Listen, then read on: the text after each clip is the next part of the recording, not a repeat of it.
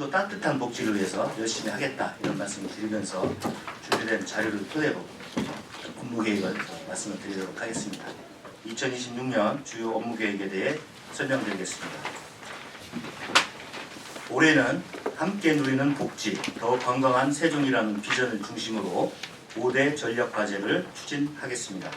첫째, 출산율 1위에 걸맞은 보육 선도 도시로 도약하겠습니다.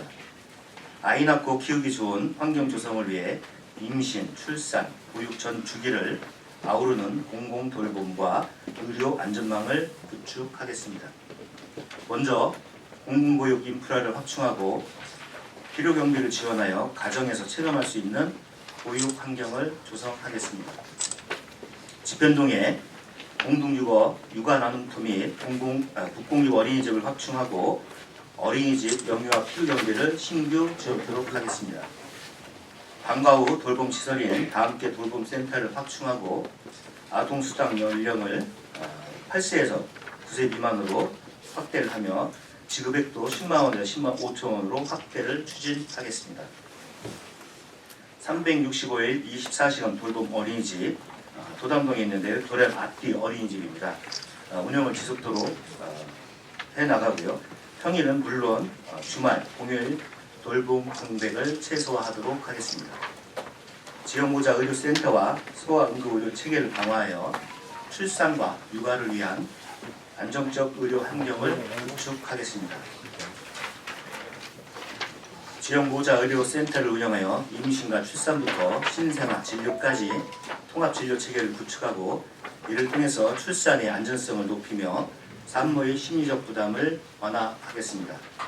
공공심야약국과 달빛병원을 지속 운영하고 소아응급센터 24시간 운영을 확대하여 야간과 주말 의료 접근성을 강화하겠습니다. 지역사회 내 결혼, 가족에 대한 긍정적 인식을 확산하여 저출생을 극복할 수 있는 기반을 다지겠습니다. 세종령 인구 교육을 확대하고 이혼 남녀 인연 만들기 사업과 공공시설을 활용한 나만의 결혼식 사업을 지속 추진하겠습니다. 직장맘 지원센터와 세일센터를 통해 일하는 부모 지원을 활성화하여 일과 육아 부담을 완화하겠습니다. 더불어 남성의 돌봄 참여를 높이고 가정 내 성평등한 양육 환경을 위해 백인의 앞바단을 지속 운영하겠습니다. 둘째, 고령사회 대비 세종령 통합돌봄 모델을 만들어 가겠습니다. 세종시는 고령화율이 가장 낮은 젊은 도시지만 사회적 추세에 따라 고령인구 증가에 대비하여야 합니다. 이에 고령인구 증가에 대비한 의료와 요양 등 통합돌봄 서비스를 오는 3월부터 본격 시행하도록 하겠습니다. 일상생활이 어려운 어르신과 장애인을 대상으로 방문의료, 방문요양, 생활전, 주거 수리 등 다양한 서비스를 개인별 돌봄 필요에 맞게 연계 제공하는 것이 핵심입니다. 현재 5대 분야 43개 돌봄 서비스를 발굴하였으며 특히 방문 의료 분야에서 지역 병원과 협력을 확대하여 집에서 편안히 진료와 치료를 받을 수 있는 기반을 강화하겠습니다. 참여 의료기관 수가 크게 확대되었는데 35개에서 52개로 확대되었다 이런 말씀을 드리고요. 읍면동과 동지역 간 의료 접근성 격차도 한층 완화되었습니다. 앞으로도 읍면동 신청을 통해 돌봄 필요들을 종합적으로 확인 후 맞춤 서비스를 제공하여 돌봄 사각지대를 최소화하겠습니다. 세종 충남대병원과 연계해 퇴원 이후에도 돌봄이 끊기지 않도록 대상 질환을 확대하여 치료 이후의 삶까지 돌보는 구조를 만들어 가겠습니다. 또한 호스피스 전문 기관이 없는 지역 여건을 고려해서 생애 말기 대상제도 사업 대상에 포함하여 돌봄과 의료의 공백을 빈틈없이 메워나가고 향후 저소득층뿐만 아니라 여러 소득계층에 다양한 돌봄 서비스가 제공되도록 세종령 돌봄 체계를 구축하겠습니다. 셋째, 일자리 생활 지원으로 취약계층의 자립 기반을 넓히겠습니다. 취약계층이 보호 대상에 머무르지 않고 사회 참여를 통해 안정적인 소득을 얻고 스스로 삶을 꾸려갈 수 있도록 일자리 사업을 내실 있게 운영하겠습니다. 올해는 4,334명의 어르신에게 일자리를 제공하되 단속 소득 보전을 넘어 어르신의 삶의 경험과 지혜가 지역 사회의 자원이 되는 의미 있는 사회 참여형 일자리를 확대해 나가겠습니다. 먼저 지역 안전과 공동체를 지키는 시니어 폴리스와 마을의 역사와 기록을 남기는 지역문화 기록가 사업을 이어가겠습니다. 특히 시구 운영에도 지역사회 호응이 컸던 어르신과 농가가 상상하는 싱싱 은빛 어울순 사업은 사업단으로 확대 운영하겠습니다. 나아가 행복한상 분식점을 올해부터 추가 운영하여 청소년에게 저렴하고 따뜻한 음식을 제공하고 세대 간 소통과 지역 공동체 회복을 견인하는 일자리 모델을 만들겠습니다. 아울러 장애인 직업 재활시설을 내실 있게 운영하고 장애인 생산품에 대한 품질 향상과 판로 확대를 지원하여 장애인의 안정적인 경제활동 참여를 뒷받침하겠습니다. 또한 저소득층 근로자가 참여하는 자활근로사업단도 확대 운영하여 근로 역량을 키우고 자립으로 이어질 수 있도록 지원을 강화하겠습니다. 이와 함께 사회보장급여를 확대하여 취약계층의 생활 안정을 도모하겠습니다. 기본생활보장을 위해 선정기준을 완화하고 급여별 지원 금액을 인상하여 실질적인 도움이 되도록 하겠습니다. 넷째, 청소년과 여성, 장애인을 위한 돌봄 서비스를 강화하겠습니다. 청소년의 건강한 성장을 위한 지원 체계도 견고히 하겠습니다. 청소년 복합문화공간과 청소년 특화거리를 운영하여 청소년이 다양한 분야에서 자신의 개성과 역량을 발휘하고 지역 인재로 성장해 나갈 수 있도록 지원하겠습니다. 여성의 안전을 위한 대응 체계도 한층 강화하도록 하겠습니다. 최근 증가하고 있는 여성 대상 디지털 성범죄와 스토킹 등 신종 폭력에 대응하기 위해 여성 긴급전화 1366 세종센터를 지속 운영하고 관계기관과 협력을 강화하겠습니다. 장애인과 발달장애인의 돌봄을 강화하여 가족의 경제적 부담을 완화하고 생활 안정을 도모하겠습니다. 장애인 활동 지원 단가와 기초수급자에 대한 장애인 연금 단가를 인상하고 최중증 발달장애인 통합돌봄 및 긴급 돌봄 서비스를 운영하겠습니다. 다섯째, 공공보건의료와 마음건강을 함께 강화하겠습니다. 권역책임의료기관인 세종충남대병원을 중심으로 필수의료 역량을 강화하겠습니다. 중증 응급환자의 신속한 이송, 전원과 진료협력 지원, 퇴원 환자의 지역사회로의 연계 등 협력체계를 공고히 해나가겠습니다. 시민의 정신건강과 마음까지 세심하게 살피는 예방 중심의 정신건강 정책을 강화하겠습니다. 구독사와 자살 위험이 지역사회의 주요 안전문제로 부각되고 있는데요. 복지위기액과 읍면동 지역사회 보장협체 등을 통해 위기 가구를 선제적으로 발굴 지원하고 생명 존중 안심마을 사업을 5개 지역에서 8개 지역으로 확대하여 자살 구호 우영근을 조기 발굴 관리하면서 생명 존중 교육을 병행하는 등 촘촘한 생명 안전망을 구축하겠습니다. 지역사회 정신건강 실태 조사를 실시하여 시민 정신건강 수준과 위험 요인을 분석해 맞춤형 정신건강 사업을 추진하겠습니다. 또한 24시간 위기대응팀을 운영하여 정신건강 위기 상황에 대한 신속한 대응 체계를 구축하겠습니다. 마지막으로 감염병 대응 교육을 시민 밀착형으로 전환하여 대응 역량을 한층 강화하겠습니다. 그동안 공무원 대상으로 운영하던 감염병 교육을 시민 대상 강좌로 확대하겠습니다. 생애주기별 예방교육과 체험교실을 운영하고 장기요양기관 등 감염 취약시설과 의료계 종사자를 대상으로 실무교육을 실시하여 감염병에 선제적으로 대응해 나가겠습니다.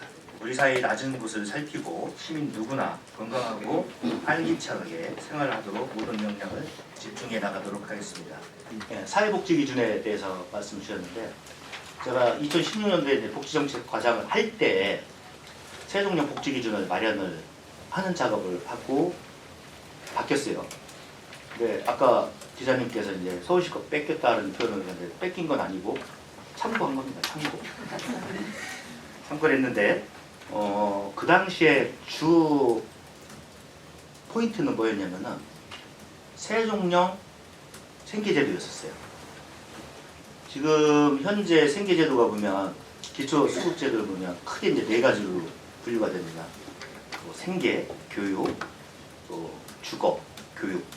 교육은 이제 교육청과 연관성이 있기 때문에 저희가 또 제외하고 하는데, 그동안에 기준 중위 소득이라는 개념이 도입이 돼서 자꾸 이게 비율이 높아졌어요.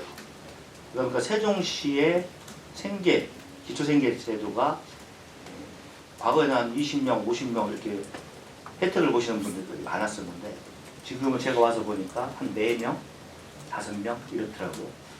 물론 이제 혜택을 보시는 분들이 많지 않기 때문에 이 제도가 과연 필요하냐라는 지적도 있을 수도 있지만, 저는 달리 생각합니다. 단 한 사람이라도 복지 혜택을 보실 수 있는 어려운 분이 있다라고 하면 이 제도는 계속 갖고 가야 될 것 같고요. 다만 우리 세종시가 또 다른 어떤 부분이 있느냐 이렇게 말씀을 주셨는데, 이 설명하는 과정 속에서도 통합돌봄 저희가 3월 27일부터 시행을 할 건데, 세종령 통합돌봄을 지금 고민을 하고 있습니다. 저희가 이제 호스피스 전문기관이 없다 보니까 생애말기 환자도 돌봄 대상에 이제 포함을 시키고 있는데, 복지부의 어떤 가이드라인 성격을 보면 65세 이상으로 구분을 하고 있어요. 근데 저희는 호스피스 전문 병원 이런 것들이 없기 때문에 65세에 국한하지 않고 모든 전 연령을 대상으로 생애발기 환자를 돌보겠다.